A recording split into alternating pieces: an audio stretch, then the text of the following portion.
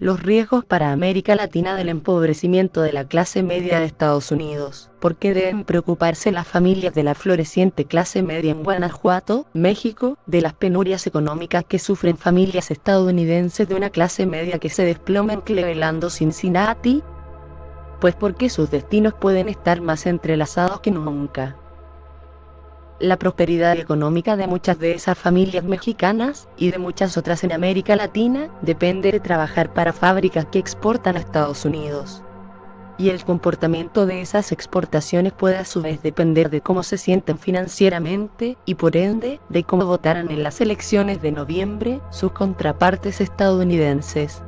Pero además, el apoyo al libre comercio está desapareciendo del lenguaje de muchos dirigentes en esa nación.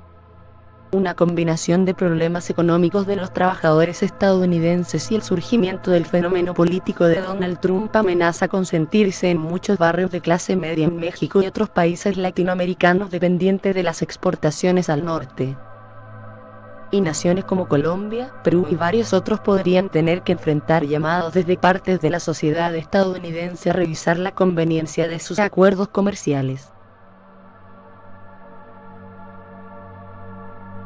La industria automotriz mexicana es un muy buen ejemplo.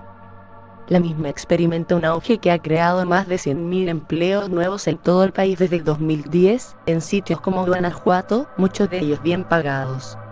Es una tendencia que ha permitido el fortalecimiento de una clase media en un país como México, donde tradicionalmente la polarización entre ricos y pobres ha sido la norma. Y el dinero para estas fábricas mexicanas viene principalmente de Estados Unidos. Apenas en abril pasado, Ford anunció, por ejemplo, la construcción de una nueva planta en San Luis Potosí, a un costo de dólares americanos 1.600 millones. Y la razón principal por la que todo ese capital fluye a México es por el libre comercio. Las factorías pueden exportar libremente a Estados Unidos los miles de autos que producen en México, lo que ha hecho que el país construya más automóviles que Detroit y que la industria automotriz mexicana sea tal vez la vitrina más optimista del impacto del libre comercio en ese país. Todo esto podría cambiar con Donald Trump, quien califica al Tratado de Libre Comercio con México y Canadá como el peor de la historia. Un mensaje que cala entre su electorado clave, los obreros blancos estadounidenses.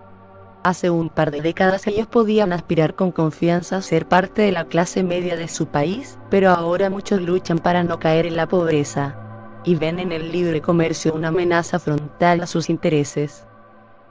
La clase media es ahora más pequeña en Estados Unidos.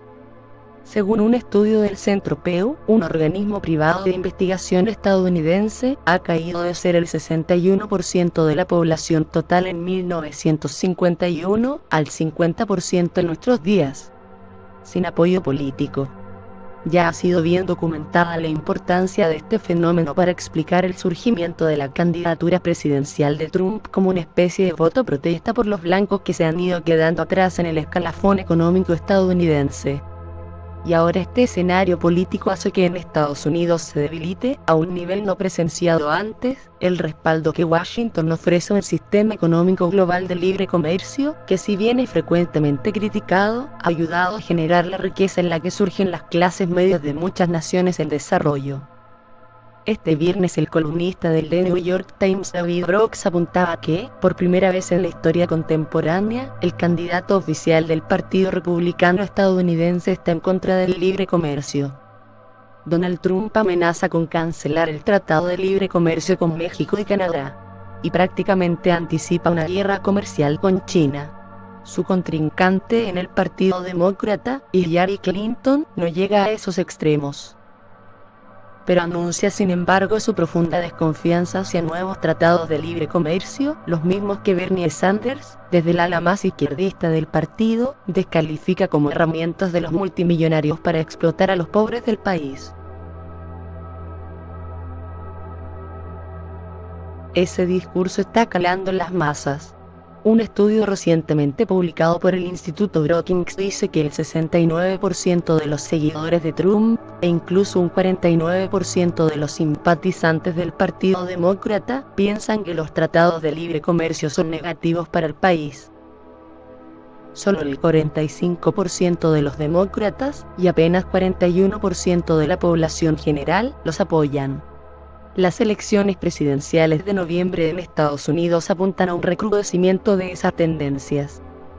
Especialmente si Donald Trump llega al poder, una renegociación del libre comercio con México y otros países latinoamericanos puede estar en camino. No todos los expertos ven esto necesariamente como una mala cosa. Es una oportunidad, no una amenaza. El TLC fue negociado cuando nadie tenía en el radar a China, al cambio climático, la crisis financiera o la desigualdad, le dice a BBC Mundo Kevin Gallagher, profesor de la Universidad de Boston.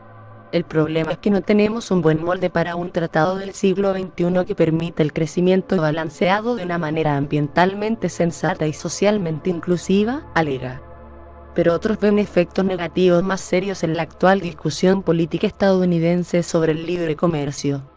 Lo que los negocios necesitan realmente es estabilidad, sostiene a BBC Mundo Eric Verhoeven, profesor y director del programa de investigación en el Centro Internacional para el Crecimiento, la Universidad de Columbia. El mayor inconveniente de las amenazas de renegociar el TLC no es tanto que los aranceles estadounidenses se incrementen a los niveles existentes antes del TLC, sino que están introduciendo incertidumbre sobre el régimen normativo en el que operan los exportadores mexicanos. Incertidumbre que podría frenar decisiones de inversión. Lo que será una mala noticia para muchas de las familias de México y otras partes del continente que han prosperado junto con las fábricas exportadoras de manufacturas a Estados Unidos.